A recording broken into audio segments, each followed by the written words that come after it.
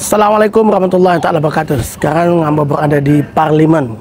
Jadi kepada anak-anak muda, mungkin berpaki 1 tahun atau 2 tahun lagi, anda sepatutnya melihat pencapaian KPI ataupun tugas-tugas yang telah pun dilaksanakan oleh ahli parlimen kawasan anda. Kerana jangan anda memilih ahli parlimen hanya kerana posternya cantik ataupun videonya cantik, tetapi pilihlah ahli parlimen yang bercakap mewakili hak rakyat Malaysia, terutama di kawasan parlimen anda. Jadi hari ini kalau kita tengok di parlimen macam-macam, ragam. Yang terkini saya tengok ahli parlimen daripada Kedah. Penang, sila duduk. Boleh jawab? Boleh sikit-sikit ya? Sila Kota Baru. duduk. Okey, Kota Baru, apakah ini perancangan untuk membunuh Presiden PAS yang ada di Masjid Rasulullah itu? Yang berhormat. Adakah ini Kita tidak SOP mahu Yahudi? buat andaian lah. Tetapi Boleh dia membuat andaian anggota keselamatan negara cubaan membunuh Presiden PAS.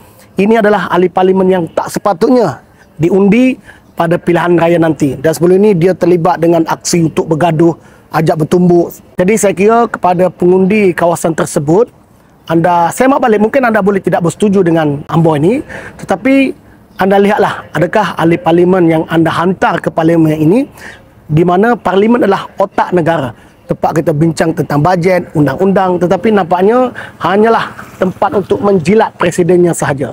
Jadi saya menyeru kepada semua rakyat Malaysia, terutama orang muda, semak balik ahli parlimen anda, adakah dia hadir ataupun penting, adakah dia bercakap untuk rakyat ataupun hanyalah untuk partinya semata-mata.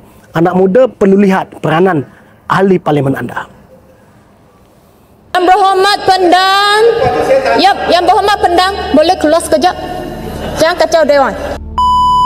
Badut. Pendang, saya rehatkan Pendang untuk 2 hari. Out now. Tanggal 10 tahun digantung 10 hari mulai sekarang. Tamah ni kota celaka ni. Kota Melaka. Sorry, saya tersilap. Saya silap. Tamah dia selalu kota Melaka apa semua ni. Saya tidak benarkan Yang Berhormat Pendang berucap. Saya hanya bagi arahan tarik balik bahagian itu saja. Tolong. Yang Muhammad, saya minta maaf. Saya tak akan tarik balik. Memang jelutong anti-Islam. Saya semua dekat. Jadi saya tak akan tarik balik lah. Yang Berhormat Pendang 3 tarik balik. Nak tarik balik atau tidak? Ya.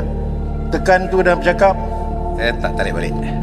Dengan sedemikian, bentara 3 hari keluarkan.